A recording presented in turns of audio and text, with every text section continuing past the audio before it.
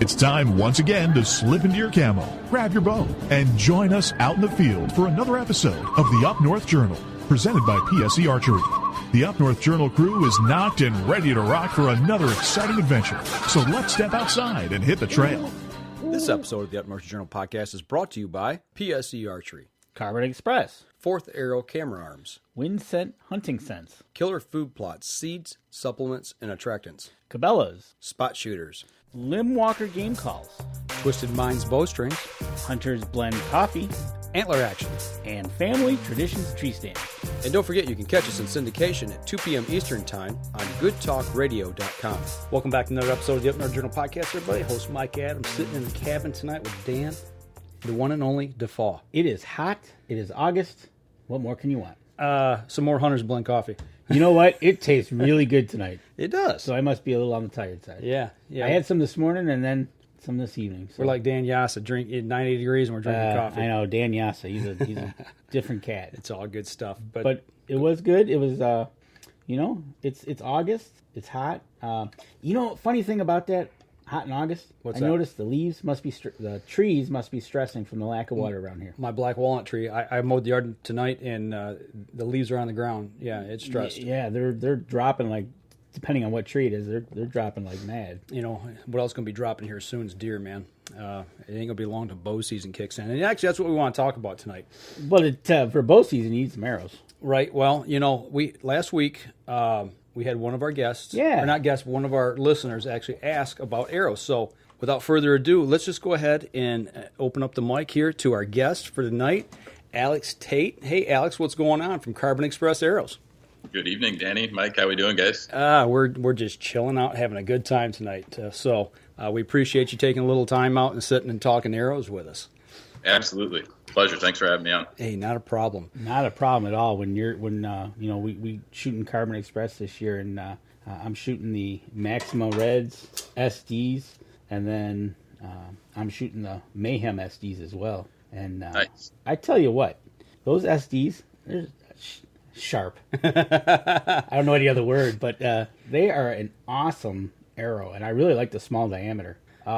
Tell us a little bit more about the Maxima Red ones that we're using. They're the tri-spine, correct? Right. Yeah. Okay. So most of our Maxima line, everything right now except the Maxima Hunter, which is a legacy shaft for us. It's been in the line for almost a decade now. But all of our Maxima series is what we call a tri-spine, which has our red zone technology in it. So what that is it's essentially 3 different portions shaft, and they react a little bit differently. So the portion is extremely stiff, so it stabilizes on the shot and helps the recovery of the arrow. The middle portion of the arrow is a lot more flexible, so it allows the arrow to get that needed flex to be forgiving and get the broadhead flight that you need. But the front again is very stiff to hone that broadhead flex in and keep that oscillation as minimal as possible. So the red that you guys are shooting, is a standard diameter, and then the SD that Danny's talking about there is a small diameter, which is a 203 inside diameter, and it uses a full steel half-out insert up front. Looking at that and the pile driver is obviously a lot bigger diameter arrow. That's the one that you guys have got me on this year for hunting. Talk a little bit about the difference between a smaller diameter, for those who don't know, and a larger diameter. What applications those work in? I'm using the SDs on my target bow outside. Yeah, SDs, it's 203 inside diameter compared to 244.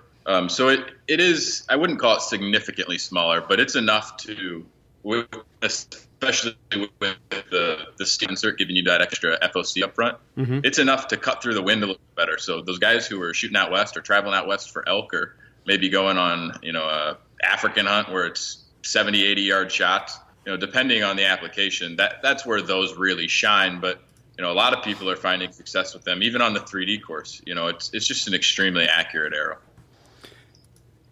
Now looking at, sorry, I was switching shots there. I kind of lost where I was going with this. But for the average guy out there, like the person who asked us last week, got a bow, whether it's new, whether it's old, they want to get some new arrows for whatever reason. Maybe they're shooting something from way back when they got a bow given to them, and the person that gave it to them has got some old aluminum shaft arrows. They're like, well, I need something new. Or maybe the guy's going to go out and he's going to buy a new bow because that's what he's been shooting, and he's looking at arrows. How does somebody in either one of those positions, they're going, I don't know a whole lot about them. How do I pick an arrow for my bow? What's the process? Well, especially with all the brands out there, it's extremely confusing. One thing that we've really tried to do for the consumer is to show them what they're getting with, each price point. So we have 3 different price points mainly. We have a good, better, and best. We sent out posters this year and have been doing a little marketing on that, where it's the good is single spine arrows, is where it's traditional, essentially no technology in them, just a well-built carbon shaft, reliable carbon shafts. So that's, going to be your prep series. And then from there, it's the better. Which is going to be your Mayhem series, your pile driver series. So those have been revamped from years past, and completely new arrows, completely new designs, and they're actually dual spine weight forward, just like our ever popular Maxima Hunter arrow. Mm-hmm. Okay. And then moving up there is our best, like we went over just a little bit ago, our Maxima series mainly. For guys who are coming into this newer technology and they're looking at getting arrows, and we're talking about weight forward. Explain that for them just a little bit. What weight forward is, especially a target archer will find this out very quickly, is you start to put a little bit extra nose weight out there, and it helps the arrow be more forgiving, and it helps it be more accurate. So building weight forward into an arrow shaft, essentially whether it be a dual spine where it's the front 2/3 is a heavier, carbon layup than the third, or whether it be a red zone where it just, as you go forward in that, it increases in weight as you go forward, grains per inch. So what that does for a hunter is it just helps with broadhead flight, and it really hones in on accuracy as well. Putting that weight forward technology into an arrow, how does that affect when you start putting a broadhead on the front and trying to steer a broadhead? Does that have any play into it as well? Yeah, absolutely. Our dual spine weight forward, there's a reason the Maxima Hunter has not gone away for almost a decade now. It's, and I have this experience from working in pro shops beforehand and selling a lot of Carbon Express arrows. There's guys out there that won't shoot anything other than a Maxima Hunter because they were just so blown away how much better of an arrow it was when you put a broadhead on the front. It came out around the time of aluminum arrows were still fairly popular. So it really changed the game, as we like to say. So that's what dual spine weight forward will do for you. If you haven't tried it, you got to get on it. I recommend it because you won't go back. And that's what I started out with when I really got serious about bow hunting is getting those Maximas, and it really did. It blew me away. You can take a broadhead off, or take a field point off after getting your bow set up. And when you start shooting broadheads, it's right there. It's right. It definitely made a difference. Yeah, it's no joke. We've had a lot of pushback on from certain people out there, certain celebrities who represent other brands, and they're saying, "Oh, it's just a lot of marketing. It's just a lot of marketing." I challenge them to try the arrows because when they do, they realize it's not just marketing. Well, as I say, the proof's in the bullseye or in the kill zone, one or the other, depending on where you're shooting at. So, that's the thing. It's funny that he mentions that about hearing from other people. But you're right. We do it often ourselves. We talk about things, but we've tried them. Right. And we've tried other things. So it's not like, hey, here you go, shoot these, and we tell you it's great. No, you got to get out and shoot them. Just like trying a bow, just like arrows. Got to try them. Well, actually, I was asked about a bow this weekend that was just unveiled, and they wanted my opinion on it. I said, honestly, I haven't put my hands on it yet or shot it, so I can't give you an honest opinion from me. And I want to do that because of that. So you got to shoot it, you got to experience it, you got to get out there and use the products to understand what they're all about. So absolutely, and that's one of the things. Anything, it's like a car. Mm-hmm. You got to drive it. You just can't walk up and say, "I want that one." You're gonna, you'll find something wrong with it, and then you'll have that in your head for the rest of your time you have it. Yeah. Well, Danny, you had some questions. You said you wanted to talk from the tip to the knock. So yeah, and what we were talking was. We're talking about arrows here, and I also like to shoot crossbow. And when it gets cold out, I'm not one to pull back the bow. But talking about crossbow, the arrows we have for the the compound bows and the Carbon Express bolts that we have. Talk about the difference as you go to a crossbow bolt for the Maximas and what other bolts that you do have. Yeah, so with a bolt, there's a little bit less going on. It's length, 2/3 of the length, and it's larger inside diameter, and just structurally, it reacts very, very stiff. So you're not going to get a lot of flex out of a bolt. So there's, we've tried doing tri-spine designs before, and not really much success as far as getting a more accurate bolt. But what has helped, it's pretty significantly, has been doing dual spine weight forward into the bolts. So our Maxima Hunter, our Maxima Badlands, and our Maxima Blue Streak are all dual spine weight forward bolts. All right, so you're getting the benefit of a dual spine bolt in the crossbow. Cool. Yeah, it just calms down that broadhead flight a little bit. Certain crossbows especially are extremely harsh launching that bolt out of the bow. So it just helps recovery a little bit quicker. Absolutely. And that's one of the things. You don't want to get your fingers up. You'll find out how harsh it is on a human as well as an arrow, right? Right. Is part of that too about that weight forward? I imagine it does help, like you're talking about stabilizing that, since a lot of people use a heavier broadhead out front, and so that helps to stabilize that and settle that down. Absolutely. Like I said, any target archer out there, and that's definitely my passion and why I'm in this sport per se. But any target archer out there knows as soon as you put 50 extra grains in the front, man, you think you can go pro next year, and 50 more extra grains, man, that's pretty good. It's it's a big difference. Speaking of, you just mentioned target. We're talking hunting arrows here, but we talked about crossbow bolts. Talk about the tank series that you guys have. What's up with that? Tank series is something near and dear to my heart. First of all, it's an absolute privilege to work at Carbon Express and Faradyne Outdoors. I had the opportunity to shoot Carbon Express arrows, before coming on board, and actually shot my first 300 in a tournament ever with Carbon Express arrows. This is not being on staff, no sponsorship. So it's, like I said, it's a real privilege to be able to represent a brand and a company and products that I truly believe in. I mean, I truly believe that they have an upper hand. So, like I said, first and foremost, there's that. Where are we going from that? I'm sorry. See, talk about the tank series. Tank series. Tank series was my first development in the product development side of things, moving into that position with Carbon Express. And from the start, we really wanted to focus on, like the name hints, something that's extremely durable. Carbon arrows are great because they're either broke in half or they're in one piece, and they're just as good as they were the day they came out of the bag. You never have to worry about them bending. But carbon arrows will break. So to make them stronger, we really focus not on focus on doing the snap middle. In archery, you guys can probably say the same thing. How many arrows have you snapped in the middle? Very few. Right. How many have you plowed an arrow down the back side of it and shot a Robin Hood or cracked the back end? Even with a knock collar sometimes, a lot more. So the tank series, that was the first thing we focused on. Both the 23D and the 27 are significantly stronger than anything else in its class. The 23D is actually 30% stronger than any competitor in its class.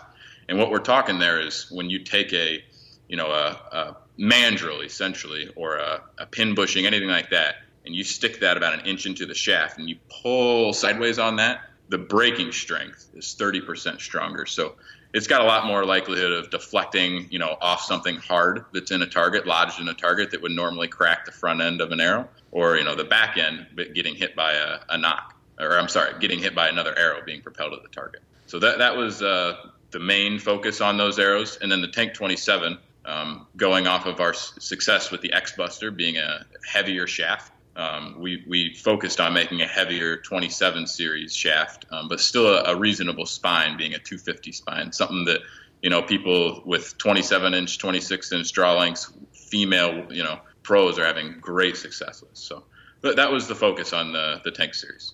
Oh, okay, cool. So another one, if you're shooting targets, and get out and try it. Absolutely. You had an experience shafting an arrow here about 2 weeks ago, didn't you? Yeah, I did, and I got the words of wisdom from Dan Yassa. That's why you use pin knocks. Thanks. Yeah, we both have, and both with the Carbon Express Maxima SDs. I tell you what, it's changed the way I shoot. I mean, it's definitely improved my game, and I love them. Can't say enough about them. So right, exactly. Well, I tell you what, we're bumping up here on our first break. Alex, when we come back, you sent us a couple pictures. You said that you're a target archer, but you also do a little hunting, I see. Let's dive into that just a little bit before we let you go, if that's all right. Sounds great. All right, folks, we're going to step outside. We're going to take our first break. When we come back, we'll continue the conversation. We'll be right back after this.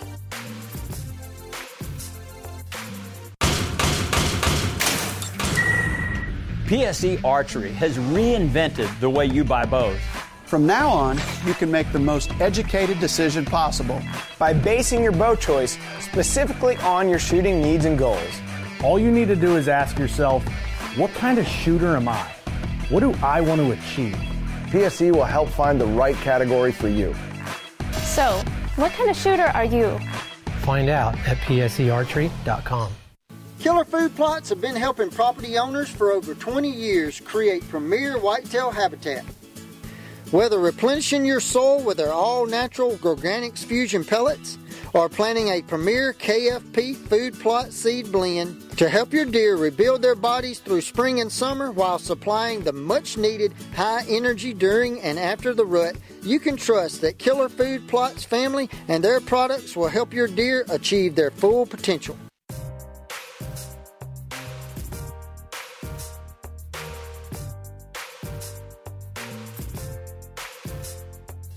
Welcome back, everybody. Second segment of the show. We're still sitting here talking with Alex Tait, talking arrows, talking hunting, and all kinds of good stuff. Alex, you talked a little bit about the target game. You said that's where your passion's at. How did you get started into target shooting? Actually, I quit baseball my sophomore year of high school, and by the time I was a senior, I was just looking for something to do, and I got in heavy. It was 6-7 hours a day at the range during high school on my lunch breaks, and go set up and go right back after, and got fairly good. By the time I reached college, and by the time I finished college, I actually racked up 2 All-Americans, nice. Which was something that it was a lot of hard work for me. And like I said, I got started a little bit later than most kids these days do. So like I said, it was a good accomplishment for me. Something that I really put a lot of effort into. Well, exactly. You put the hard work, you put the time, you basically put the blood and sweat into it and to get it, and it paid off with a couple All-Americans there. And how often do you shoot? You've been shooting regularly. I know you're working with Carbon Express. Work that kind of takes away from the fun side of it, but you getting into all the tournaments and everything that's going on? Yeah, I still compete. It's like you said, it takes a little bit of the fun away. I bought my own house about a year ago, so I've been spending a bunch of time doing that. I did build my own range here, so I have an indoor 20-yard range, I have an outdoor 100-yard range, and I think this weekend I finished up the last couple of my projects, got the deck refinished, and I've just been working kind of all year, so I hope to kind of get back into it a little bit and fling a few more arrows, but I do still shoot plenty. It takes a lot for me those guys are so good, it takes a lot to compete.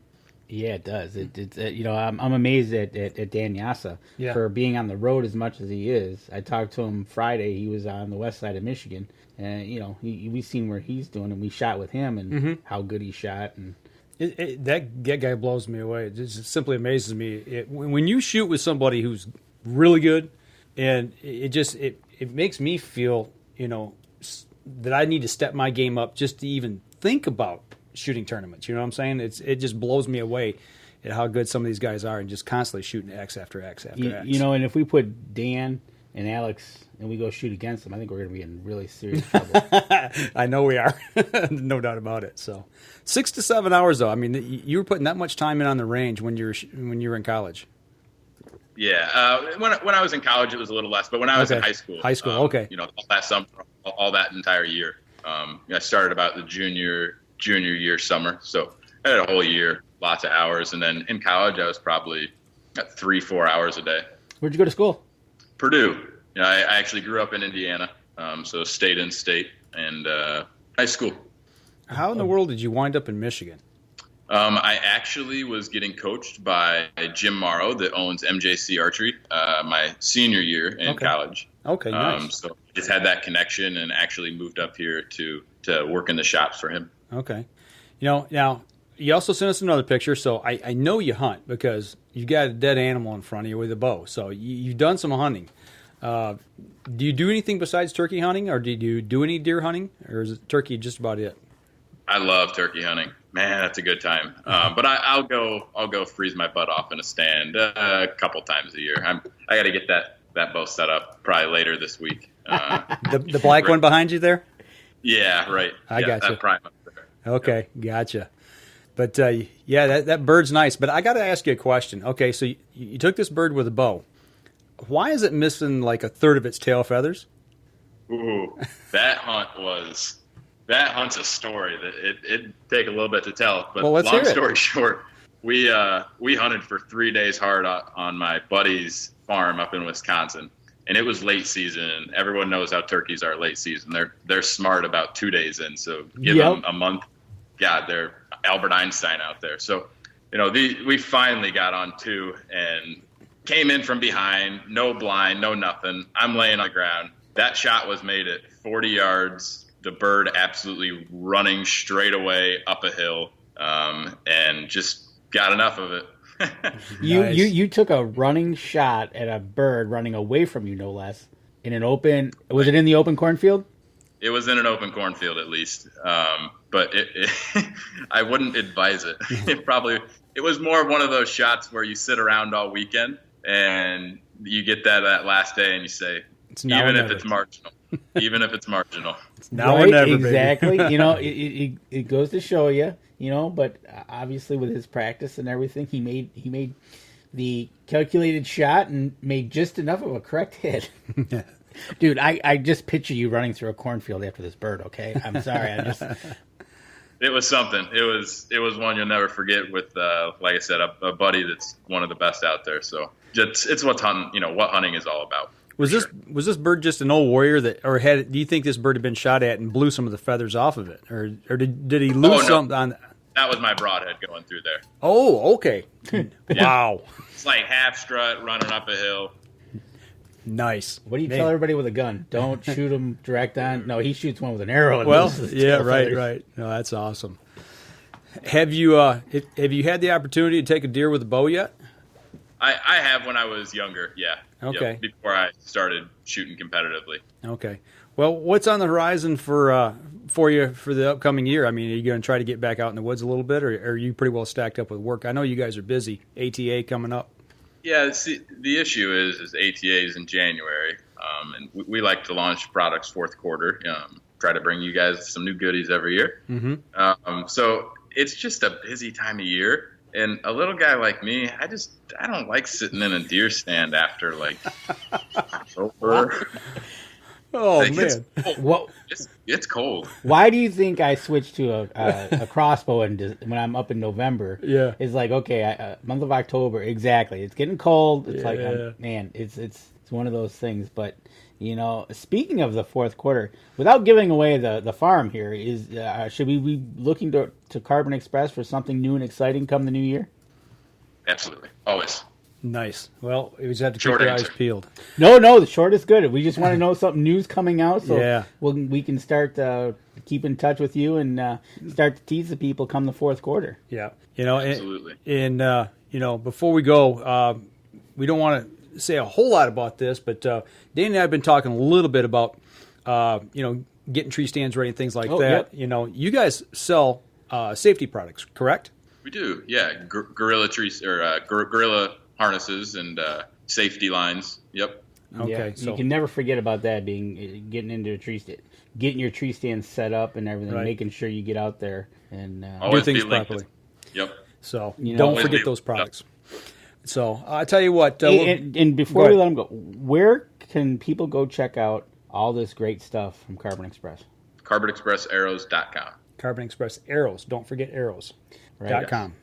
Absolutely. All right. It's just another great company that's he happens to be right here, local to us. Right up the road. So I know that they've moved a little bit of the operations around, but you're still here in Michigan, which it makes it really convenient for us to be able to talk to you and hopefully see you out there on the target range or maybe in the woods, not late season, but maybe early season we can get you out, before it gets too cold. Yeah, when everyone else is sweating, I'll be just about right, so that'll be good. There you go. So, all right, well, that's literally the fat and the skinny from the tank down to the SDs on arrows. So you guys make sure you get out. Are you guys going to be at any of the local shows coming up here anytime soon where somebody can check product? We will be at Woods and Water, and we will have all of the Faradyne products there. So we'll have Rage, Muzzy, Whack-'em, True Fire, list goes on and on. So come and check us out. Say hello, please. You'll definitely have all the Faradyne products, so that's cool to know. Absolutely, and I do believe that is the second weekend in September, sorry. Yes. Okay. I think you're right. 7th, 8th, 9th, something around that. That sounds about right. It's always the second weekend of September. You know what? And that show hits it perfectly because everybody's just gearing up. And if the weather's right, you get that coolness in the air. Yeah. You get my trigger finger starts twitching just a little bit. You know what I'm saying? So people get on out there, check out Faradyne, Carbon Express, and company out there, and I know one thing. I hope to make it out there. Hopefully, I'll see Alex out there. I am definitely staying out of the puppy tent. It cost me last year, and it's not happening this year. Well, we'll see about that. No. All right. Hey, Alex, we appreciate you taking a little bit of time out of your busy weekend for us to sit down and talk arrows with us. Anytime you got anything new, you got some new product coming out, let us know, and we'll get you back on. Sounds great, guys. Thanks for having me on. Everyone, take care. All right. You take care, too. We'll see you. All right. I tell you what, folks, we're going to step outside real quick. We're going to take our second break, and we'll be right back after this. PSE Archery has always dominated the speed category. Now, the most revolutionary cam system ever to hit the market has perfected the shooting experience. Introducing PSE's Evolve Cam System, featuring extremely high let-off capabilities and the smoothest draw cycle in history. No other cam system has ever delivered this level of total comfort and total control. Experience PSE. Experience performance. Killer Food Plots have been helping property owners for over 20 years create premier whitetail habitat. Whether replenishing your soil with their all-natural Organics Fusion pellets or planting a premier KFP food plot seed blend to help your deer rebuild their bodies through spring and summer while supplying the much-needed high energy during and after the rut, you can trust that Killer Food Plots family and their products will help your deer achieve their full potential. Welcome back. Third segment of the show, everybody. Before we get going tonight, we had Alex on. You okay? You all plugged in? You good? Yeah. You sure? Must be. Oh, I know what it is. Hold on. Now talk. Okay, you ready? There we go.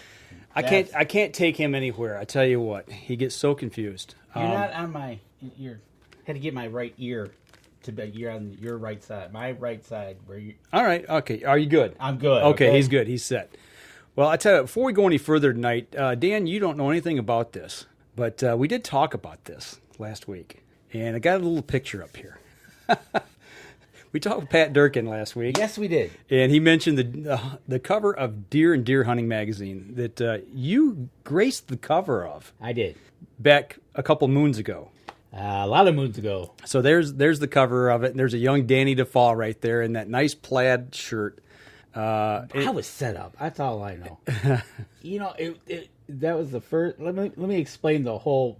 You don't have the other picture, do you? No, okay. I don't. No, I don't. Unfortunately. Okay. Well, you do. It's in there, but good thing you didn't copy it. But anyways, that's the first time I learned really of the whole quote production that goes into an event when you get a deer. Right. I mean, from I shot one. Mm-hmm. Yeah. All right. Okay. No. Can't get it yet. No, hold on. Everybody gather, get your equipment, cameras, blah, blah, blah. And how I used to do it, and you can see, is I changed out of my camo because we're going to go get a deer. It's going to be, right. It turned into like some photo event for the next 5 hours. Right. Which was fun. Yeah. With Pat, that was his biggest buck to date at that time. Okay. And then with Greg Miller, Pat Reeves, up and coming at the time, some young videographer guy needing to help me to get into the first peg of the stand because they set him too high. Right. And it was just Tom Enderbo is where we hunted over there in Buffalo County. It was fun. Well, I wanted to show you about that. We talked about that last week, but this week we've got something even more special. Danny knows nothing about this. Do you remember where that picture was taken, Dan? Do you have any idea?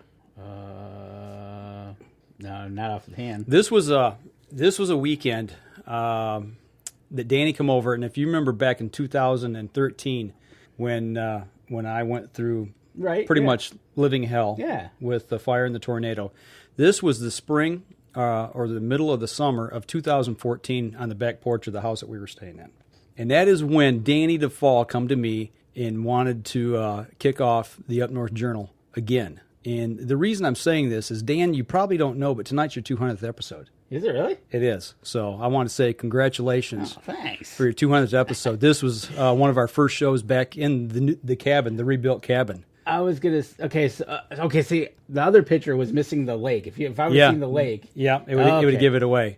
But we started back there. I couldn't do what I do without having you here, man. And we took our show on the road to Cabela's. And it's been a whirlwind, It has. Christmas with Danny.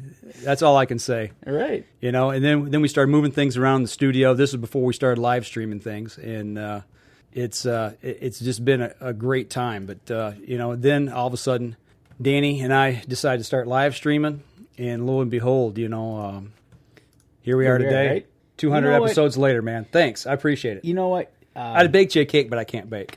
Oh, I'll bake a cake. But you know what? Those 200 episodes, no clue. It's been zipping by. It has. It's been fun. Yeah. And when it stops being fun, we'll stop doing it. But it's been fun. It's been a riot. It's kind of like we're almost like brothers.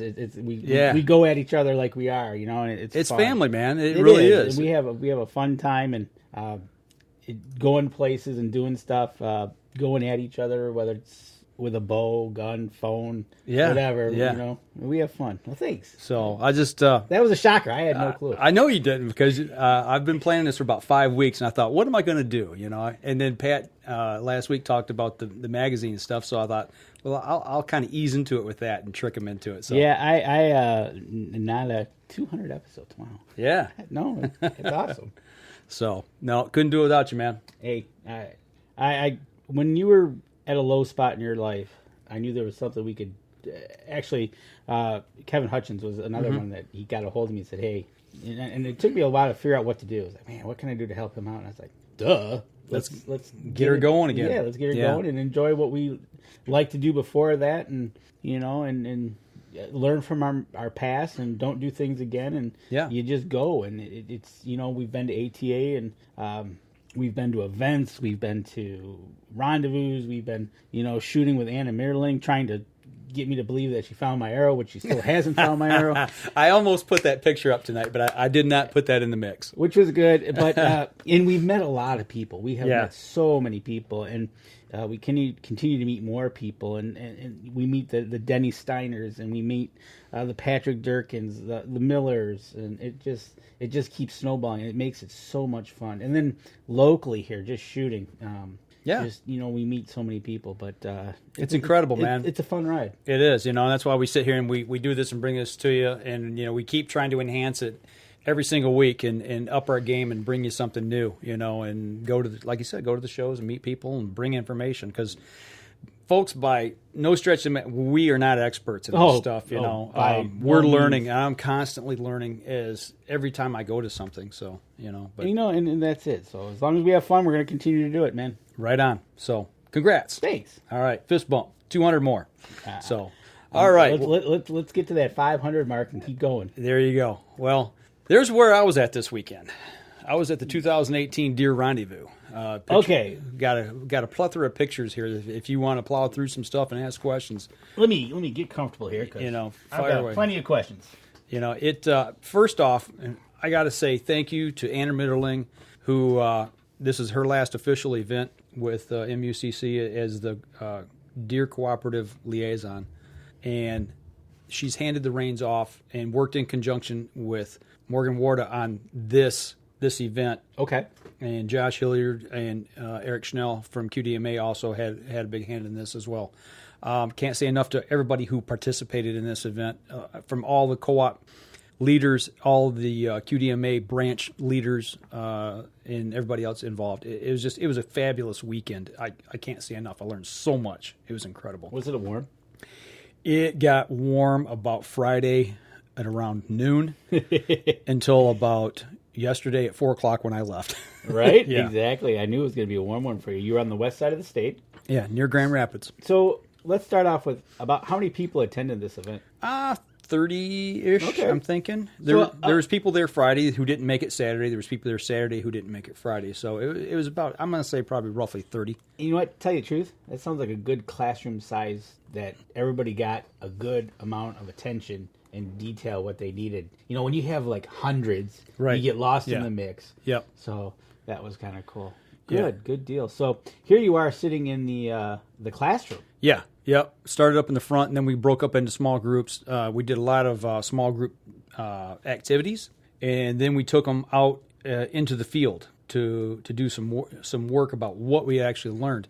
And this whole conference or weekend was geared towards helping deer hunters and farmers come together, because farmers usually hate deer. Usually, we love deer. And how do we work with farmers in making that work? Because the biggest influx of deer or population is usually where those two meet, where you have an agricultural meeting in woodlines. Yep, exactly. And that's, and one thing, farmers, we can help farmers, and things can go good and things can go bad. Right. So, the first thing we did, we went out in the field. This is at a farm. They're close by, and the guy in the orange there, he's the landowner, and we took the group out there and made way around. He leased out part of his acreage to a farmer as well, and he deer hunts the property as well. Okay. So we took off out in the field.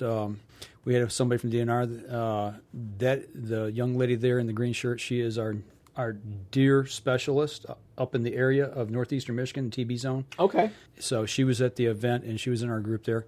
And the gentleman holding the paper there in the middle, that is James DeDecker. He works working with farmers for crop loss and things of that nature. And he's got a lot of knowledge on things, the way deer interact with crops and things of that right, that nature. So he gave us a ton of information. Talk about information overload or what? Yeah, really, it was. Here he was showing us what basically this is a soybean plant, and you can see where it's been nipped off from deer. He talked about at what stage of growth it actually can either kill the plant or the plant will actually rebound and keep growing. And this one here is obviously kept growing, but he actually said there is a certain stage, they've done research, at a certain stage that if a deer comes through and nips off the leaves at the right stage, it can actually increase production, believe it or not. Oh, kind of like snipping and actually pruning. Yeah, pruning it and growing. Yeah. So it can be helpful, but except the deer don't know when to do that. They don't know when to stop. So, and speaking of not knowing when to stop, this is the same farm, and here's a cornfield, and you can definitely see where the deer eat the corn versus where they haven't been into yet. I'm standing on the edge, and you can see where the stunted growth is. And how far does that go from the picture to the? Is it like circular in diameter, or is it like the edge of the field next to? It's like the entire edge, right next to the wood line. Yeah. Okay, so they come out of the woods, yep, right to the dinner table and chow down. Yep, feed up. Right there's one of them that's been stunted, and they're still chewing on it just a little bit. So, and then from there we took off from this property and we went over to an apple orchard. This particular orchard, these guys here, they own thousands of acres, but this was an 80-acre parcel that they had fenced in because the deer devastate the crops. Okay, so this is a legitimate apple farmer. This is an apple orchard. Yeah, okay. Yep. All right, so that's their mainstay is having people come pick apples and. Yep. Okay. So getting to talk to him and seeing how the deer interact with his property and what he wants to see done. The farmer, apple orchard owner, there is in the white and red hat there, standing in the middle. And, he's explaining to us, how he's fenced in the property the problems he has with the deer on his place. Now he's raising this big section right here is Honeycrisp apples that they have just recently planted. He's got the tubes for ground mice and whatnot to eat the bark. Yep, and like I said, this whole entire farm in this section here, 80 acres, is fenced in. You don't even want to know what it costs to fence it in. But looking at what deer do to apple trees, you can see here there's 4 trees in this photo. The 2 on the right, they were nipped off at the top early on, and the 2 on the left weren't, and you can see the difference in the growth. Albeit they all lived, but the 2 on the left are going to be mature faster than the 2 on the right. Yep, exactly. And then, you also got the issues of them nipping the buds off if this wasn't fenced in. I mean, they expect to get their return back, I think he said, on the fencing in 2 to 3 years, if I remember right. I may have that wrong, but that number seems to stick in my head. Best I can remember. It's and they got those really close together. Yeah, they do. That's interesting. I didn't. Are they gonna? Is this to set up the rows of the? Yep. Yeah. Really, they got them that close together. Yeah. Actually, he called them dwarf trees. I mean, if you so they don't get big like a typical apple tree. Okay, because I was expecting like a big apple tree. I'm like, man, right? That's gonna. Well, if they're dwarfs, okay, now it makes sense. Yeah. If you go back, let me go back and see if I can find the photo here. It's just one of those things that.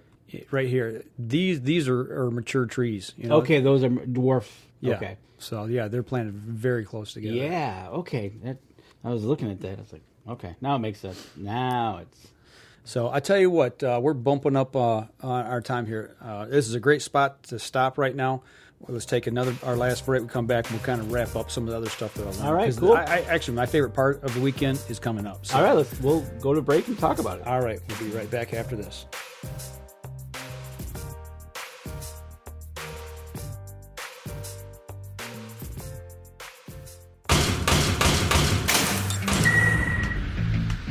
Acceleration is part of PSE's DNA. PSE pioneered the speed movement. Now they've developed the vapor category to help you find the most powerful bows on the market to fit you. High speed equates to intense power and building the momentum you need to be successful. Are you a vapor shooter? Find out at psearchery.com. Killer Food Plots have been helping property owners for over 20 years create premier whitetail habitat. Whether replenishing your soil with their all-natural Organics Fusion pellets or planting a premier KFP food plot seed blend to help your deer rebuild their bodies through spring and summer while supplying the much-needed high energy during and after the rut, you can trust that Killer Food Plots family and their products will help your deer achieve their full potential. Welcome back, everybody. Last segment of the show. We'll run this one until we can't talk anymore. Right. But getting back to the Deer Rendezvous and what we did over there. After we visited those 2 farms, we came back over to the facility where we were at, picked all of our gear up, had dinner that evening over at an individual's house that has a deer. It was his home and his deer hunting property. Okay. And that's where all of day two's events took place, all of our schooling. Oh, okay. At his place. For a guy, think about this. For a guy to bring in 30 people he doesn't know, invite them to his house. And give you food, set up his garage with chairs, set up his basement with chairs, to do all these activities, and then to take you onto his property, his deer hunting property, and show you everything he did and does. Well, but there was a reason, though. It was part of the schooling and things we were learning, but that says a lot for. You know what? That is taking on a lot to have those 30 people come to my house, give them a meal, just out of the blue, right? Well, but we tend as deer hunters, and I don't mean to paint us in a bad light, but there's so many times that we hang on to things. Okay, I was just about to say... We hang on to information. We hang on to... Why am I taking you onto my property? And showing you what I do. Right. Why do I want to do that? Why do I want to share information with you? Right. But when you're starting and running a co-op... It's what you do. It's what you do. That's what we're doing at our camp. Yep. We're, showing pictures to our neighbor. We're showing pictures of the deer we're seeing. We're talking about problems we're having on our property. The oak wilt. Right, the talk oak about wilt and sharing the spruce bedworm.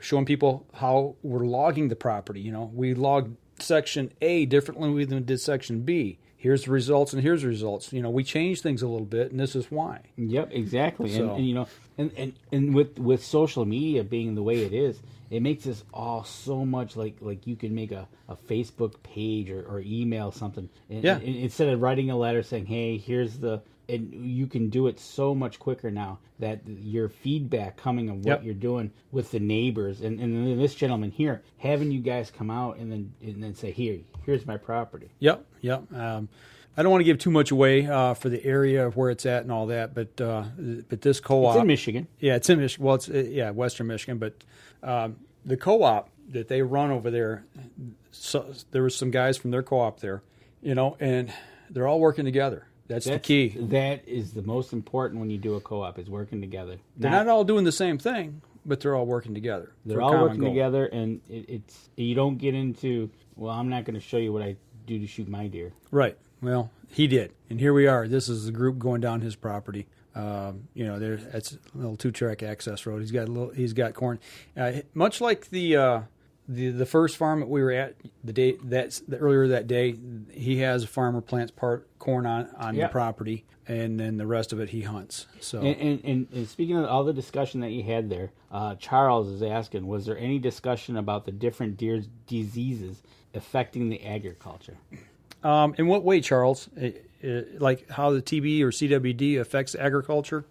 If you could type a little more with that, I'll be glad to answer that. But this property really reminded me a lot of when I went to Colorado hunting with Clint Turner over his place, because... Illinois. Yeah. What did I say? Colorado. I meant, Illinois. Jeez. I lose my mind. But yeah, Illinois.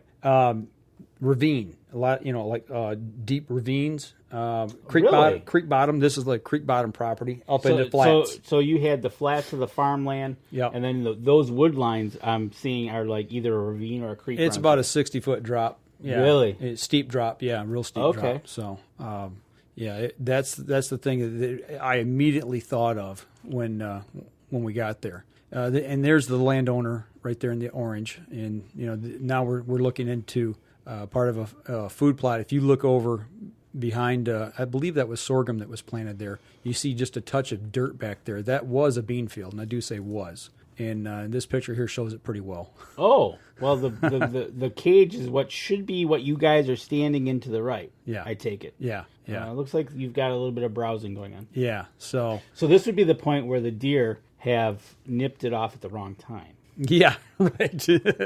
Yeah, or nipped it off too much. Right, exactly. Right, exactly. Going back to what we'd learned at the other place. Right. And that's what we talked about out there. I mean, we go to each of these little stations or places on the property, and we'd talk about things that, we had already learned, and this was one of the things. And this is an inclusion or exclusion cage here. If you guys are not putting these up on your food plots, I'm telling you, you are missing the boat, because this tells you if you're successful or not. Because if you walk out to a field like what they're standing in there and you see dirt, you go, what happened to my food? Why didn't it grow? What did I do wrong? Well, I had the same issue at mine. Because you walked out there and says nothing's growing. Yeah. But if it wasn't for these a cage or two that you had out there to see actual growth, you'd be like, exactly, did I have a drought? Did I kill it? What did I do wrong? Right. No, you did everything right, because in that cage, it's 2.5 feet tall. Right. So that right there tells you if your efforts are really working or not. And this gentleman also was really big into planting trees. There's the corn row again. This is further down from the last picture, but you can see he's got 3 rows of trees there. Now, what I don't see is they are not fenced off. He's working on those. Those are not all completely done. He was working that weekend up until we got there, pretty much. So, wow, he's got a bunch of trees there. Are those fruit trees or? Yes.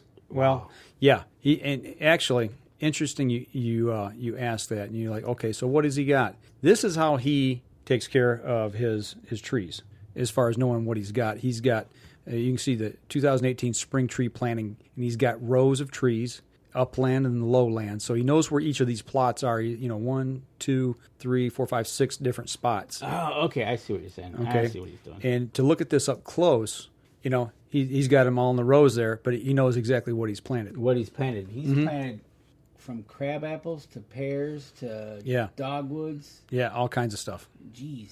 So hazelnut. Wow. To further the point, Charles, are the farmers concerned about the deer affecting the crops or diseases spreading from, say, trees moving from one farmer to another? I wonder if he's afraid if he's thinking the deer are carrying the disease. I wonder if that's what he's thinking. Okay, I'm still kind of what does it like a disease, a farm disease? Yeah, that's what the deer affecting the crops, or diseases spreading from the trees moving from one farm to another. Really, the only thing we talked about as far as disease and spread was really mainly on day one. We had some DNR officials there, and we also had one of the board members from the NRC there. But she was there really to observe and listen and see, kind of feel our passion about the deer and what we do and how we manage deer on our own properties and within our co-ops, and why we're so adamant about sharing that knowledge and getting others, including NRC, to try to buy into our system of deer management. But really, the CWD issue was presented to us in being that it was a classroom setting and they were there presenting their side, was more of an update to us as to what they're going to propose next week when they... Or no, this month, actually. Yeah, when they start making this final decision. So, they got one more public coming up this week. Yep. Then they make their recommendations. Yep, then they vote on it, and then that sets it for 3 years. Right. It's a 3-year, every 3 years they revisit this. Right, and Tony Smith says his soil has a PB deficiency. PB, I'm trying to remember what PB is. Oh, I'm waiting to find out. Let me know, Tony. I can't remember what that is. But, So, obviously, this guy, how many acres was... I want to say this was about 200 acres. Okay, so he had 200. He's got crops being planted. He's adding the trees wow, he's doing a lot of work. And he lives on this? Yes, the front side of the property. And this property, too, was... the lowland areas where he was doing some harvesting of trees and taking trees out. This picture right here, this to me was eye-opening. And you're like, okay, so what are we looking at here? If you look at where his hand's at, the bark below where his hand is what's left of a hawthorn tree. And he cut that hawthorn tree off, and he grafted an apple tree stem to the top of it. And you can see the green leaves. And it's now growing. It's growing. The apple tree is now using the hawthorn trunk. Yep, to grow. To start growing. Yeah, and this is an experiment, but he got this idea from the apple guys. So, and along with that, let me get back down here to the photos. Tony said PB equals lead. Lead. Oh, that's right. Yeah, lead deficiency. Yeah, he's covered up. Yeah, well, you could tell by all the browse. Well, if you can take it down to the dirt where there's not even the grasses growing or anything like that, and here's a closer look at some more grafting going on. So, in this area, he's cut the trees, but he hasn't cut them down to the bottom, and he's grafting different types of trees onto other trees. Yeah, and actually, I got a video here where he explains it. If you want to throw this up here, okay, here it is. Because they say if you take and just cut the tree off, the tree will go into shock and it could die. So what they say is to leave a limb on so that tree will continue feeding that limb out there. But once your grafts take off, cut that limb off, so then it takes those nutrients and pushes it into these rather than out into that stock. So when they take the first spot that we stopped on the orchard tour, they're larger trees. If they want to change those varieties, they'll cut them off right here, but they'll leave the bottom limbs on the apple trees, and then they'll put the grafts on right above them. And then once all those grafts come up into the new variety, they'll come and they'll cut all those bottom limbs off then, and then it puts your new tree, new fruit up. So. Okay. You know what? It's amazing that you can take a stump, in essence, graft on a different type of tree, start that growing on top of it, and then, like you said, he comes and they cut off the branches at the bottom to let the rest of the apple tree take root. Right. Yeah, that's pretty cool. Really cool. So yeah, that was pretty cool. Now the tour of that piece of property that started at about 6:30, 7 o'clock, I think, and we come out and it was almost 10. we were down in that swamp bottom coming out, and it was dark. Yeah. Some other things he's using is a lot of fake licking branches as well. Okay. Stand sights, play in the wind. All the things that a good hunter does. But it's really neat getting onto a piece of property and seeing how other people utilize their space. Well, that's it, right? He's utilizing the farmer for planting crops. Mm-hmm. He's utilizing then trees, Mm-hmm. then some food plots also. Yeah. And then he's going in and actually harvesting the trees, but grafting on other trees to keep them growing. Mm-hmm. Absolutely. Yeah. Now, I kind of want to jump into this last part here while we still have some time, and I hope I don't plow through this too quick. But it was definitely one of my favorite pieces this was day 2. Back into small settings and working with people in these smaller groups and trying to do things. And this particular exercise to me was very eye-opening. There's 2 hunting properties that were nearby, and we broke up into groups of 4. There was so I guess there was about 16 people, maybe 20 people left at this point in the day. And there was 2 groups of 4 going to one property, 2 groups of 4 going to another property. Okay. And what we were to do, these maps here, if you look at the maps, the map on the left, that's an aerial view of the property that I went to. The one in the middle, obviously, is a topo map. And then the next map there on the right is a soil, types of soil that are on that land. Yeah, and I forget exactly what they call it, but it's like a soil topo type map. Okay. It gives you all those lines. If you look in the middle of those circles, it gives you the soil composition. Yeah, it what's tells you there. what soils are in each. I forget. Actually, hang on. I've got it wrote down here of where these are available. Get back to my notes. These are available to the public online. Yeah, I was going to say, I think you can get them online, right? Web Soil Survey, that's what it's called. And you go online, if you Google Web Soil Survey, and then it'll take you from there. So we had those pieces of information, along with the fact, with us 4, we had to come up with a management plan for that property, a habitat management plan. Okay. So you're looking at, first off, the first question I ask, which way's north? Because I want to know where prevailing winds are coming from. Yep. North and west here, pretty predominantly in Michigan during hunting season.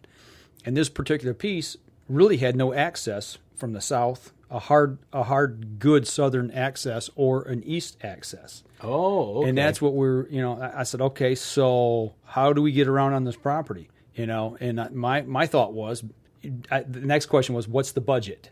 Because I said, first thing I would do is put a road in, because this, along the southern edge, is a road. I'd put a road in going up that east boundary. Right, exactly. And I knew there was a little bit of a creek bottom there, or a drop off, looking at the topo map, but I didn't know exactly how far it was in relationship to that boundary. But so we go out to the property, we look at the places where they're bedding. We talked to the landowner, and he showed us where the typical bedding areas are. He told us the problems he was having, of maneuvering, what his neighbors did, deer movement, those things. Okay. So we got all that information from him. Does he have hunting competition around him? Yes. Okay. All right. Yep, from the north and from the west. Okay, so he knows where his competition or his hunter pressure is at. Yes. Okay. Yep. And the problem is getting access into the land and how he wants to do it and what should he do. So all of us go out. We all load up in the truck. So there's 8 of us out there, and him and a couple of the kids that were with us and stuff. So we had a nice small group to work with.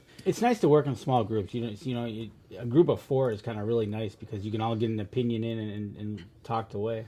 So we get out to the property. The gentleman there in the middle there is the landowner with the sunglasses on his head there. And the gentleman holding the papers, he was kind of our group leader.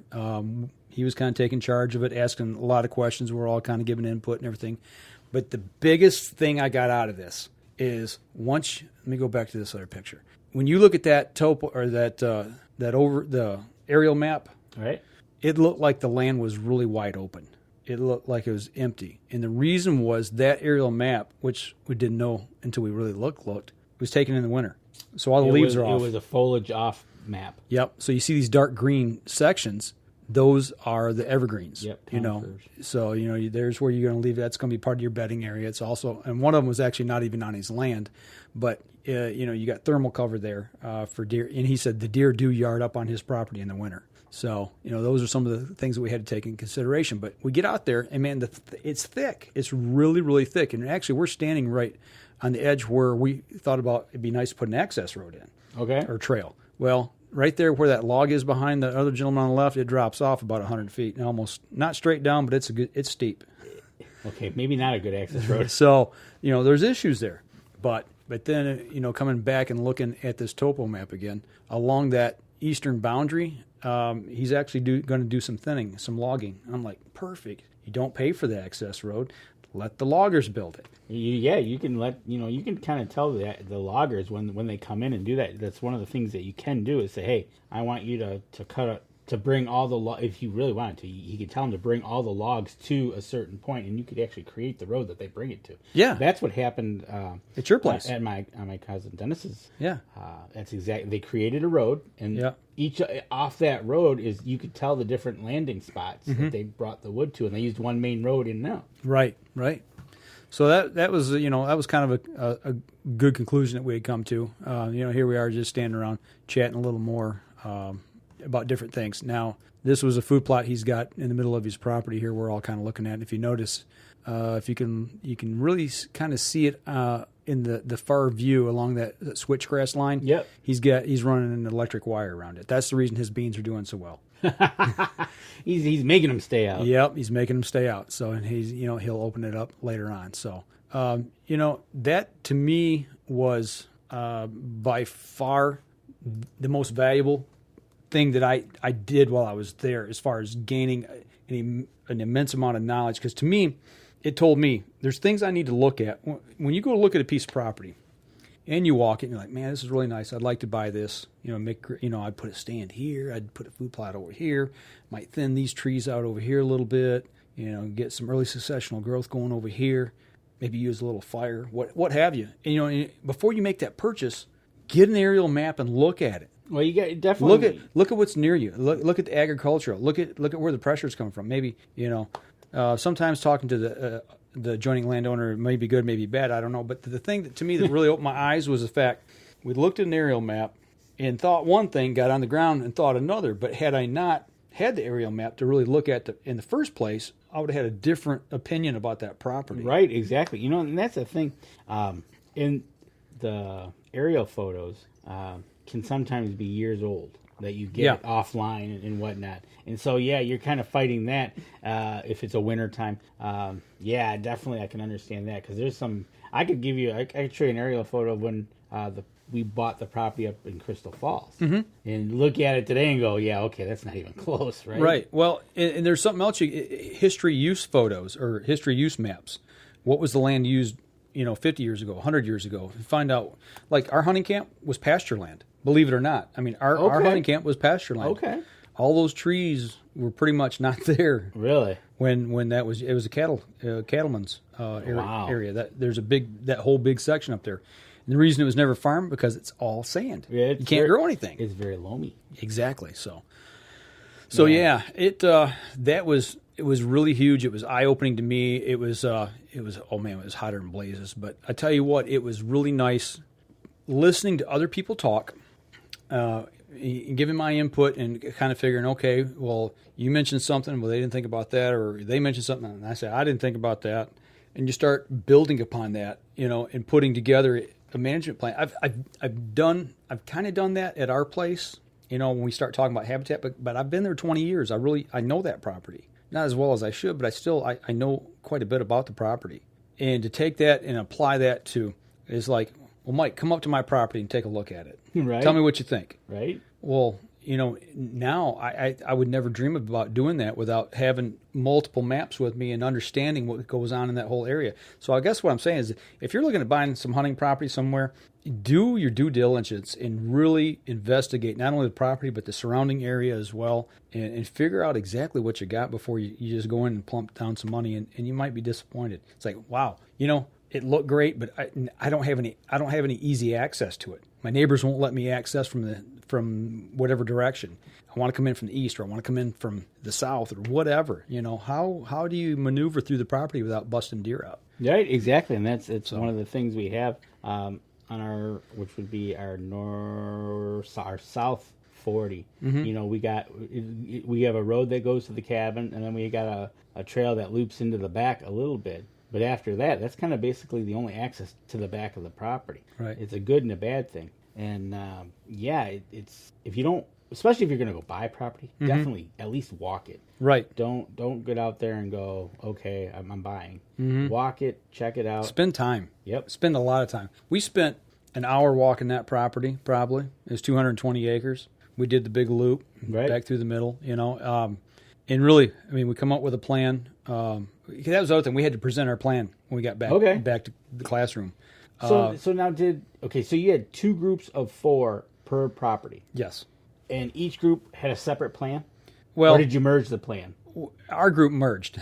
Okay. Yeah, we all kind of worked together. Okay. The other group had 2 separate plans, but you know, and those 2 plans varied a little bit, but not much. You know, and that's the thing, man. When you get guys that understand this stuff and kind of dug into it a little bit, and you find out you're on the same page, it's reassuring to you as a hunter or a land manager to know that you are doing things in the right direction and thinking in the right direction.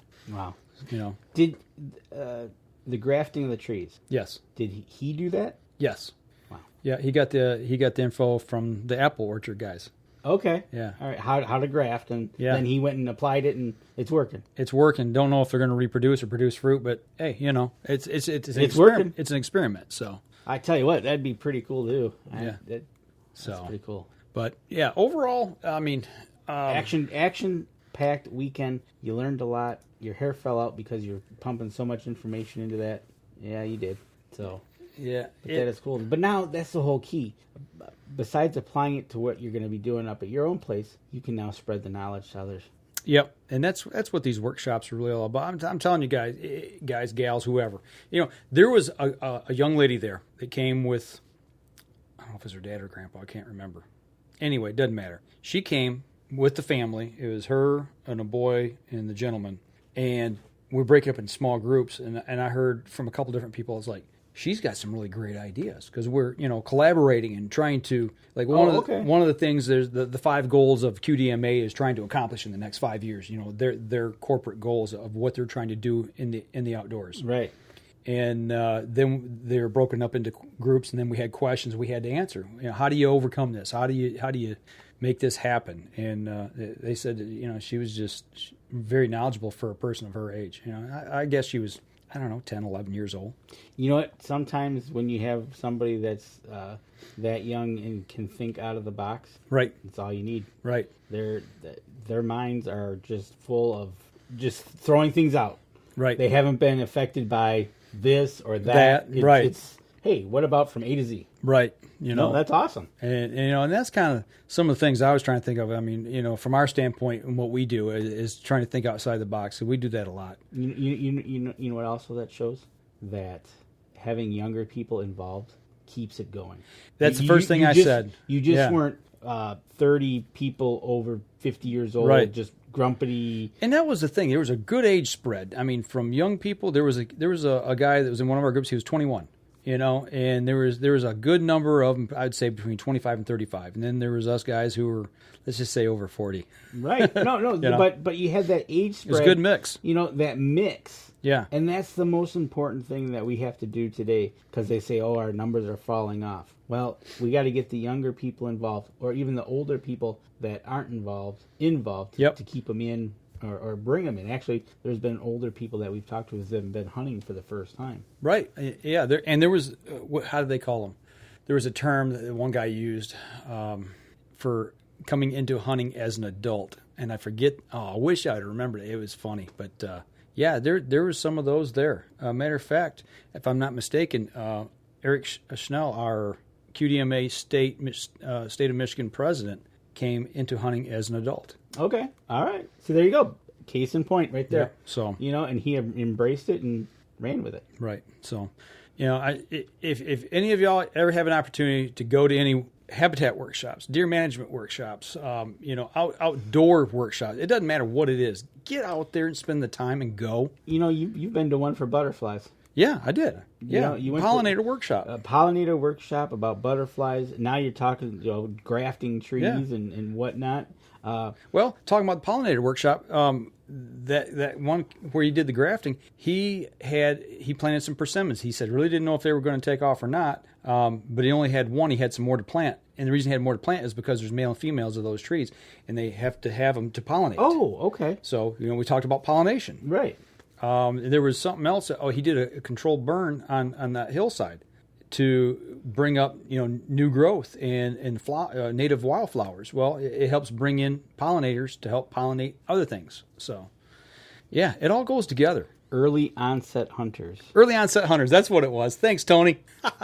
Yes, early onset hunters. There you go. So, but it, and then if you take that and you go out, it'll come to you that, hey, just like that happened. You talked about pollination. Mm-hmm. Oh yeah, it was that it puts it all together. It starts, like I told you, for me, it's like I got the corners of the puzzle, and then I start putting the edges together. Yep. And now we start filling in the middle and putting this knowledge in your head. And the more you go to these things, the more it's like, oh yeah, I do remember that now.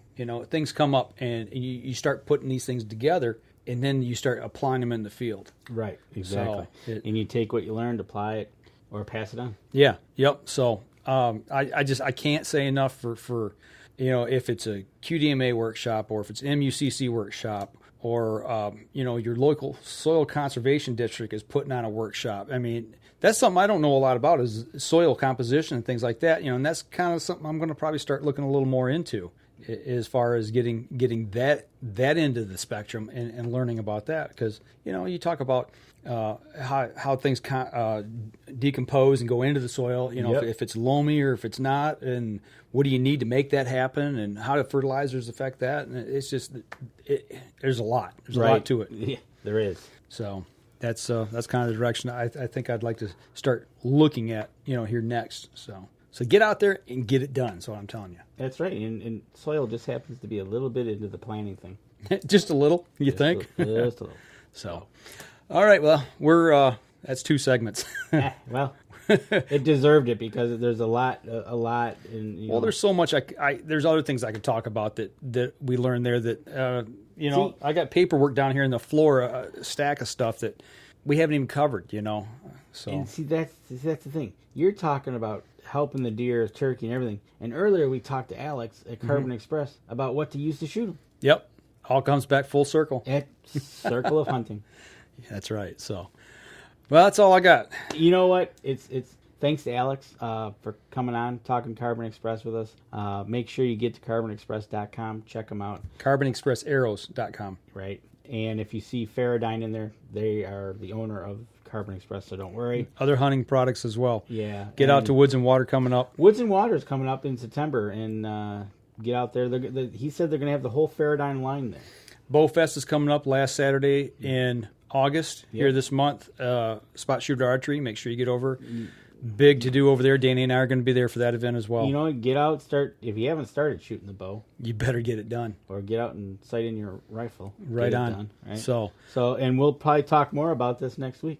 Also want to give a big shout out to Tim Sias from Limb Walker Game Calls. His live stream was actually last night, and I got to catch it, because I was out of town on Friday. He came in late Friday. He did his show last night. So on the limb with Tim Sias, and he has got a bag of Hunter's Blend coffee that's going to be headed his way here, I think, this week. So cool, good deal. Yep, we talked coffee a little bit last night. Did you really? Yes, we did. All right. So want to give him a shout out and thanks for all he does. If you guys are into turkey hunting or hunting in general, but turkey hunting is his specialty, he makes great calls. Get over there and check him out. He does his show every Friday night, 8:00 on Facebook, so you can check out his live stream as well. So I tell you what, we're going to wrap up the podcast portion, but we'll stay here on the live stream for a few minutes and we'll talk a little more if you guys would like. We've got a few guys here that just popped in, so we're going to sign off the podcast this week, folks. So you guys get out there, get practicing, get to your local shops, get the gear you need, and hopefully get it now, because if you wait about another month, it's going to get really tight. It's going to get a little thin. So hopefully we'll see you guys out on the range or in one of the shops or one of the events here soon. Y'all take care. And don't forget, you can catch us in syndication at 2 p.m. Eastern Time on goodtalkradio.com. This episode was brought to you by PSE Archery, Carbon Express, Fourth Arrow Camera Arms, Winsent Hunting Scents, Killer Food Plots, Seeds, Supplements, and Attractants, Cabela's, Spot Shooters, Limb Walker Game Calls, Twisted Minds Bowstrings, Hunter's Blend Coffee, Antler Action, and Family Traditions Treestands. Thanks for listening, and join us again here next week. Until then, remember, as we always like to say, if you're out on the water or in the woods, shoot straight and be safe. Until next week on the Up North Journal.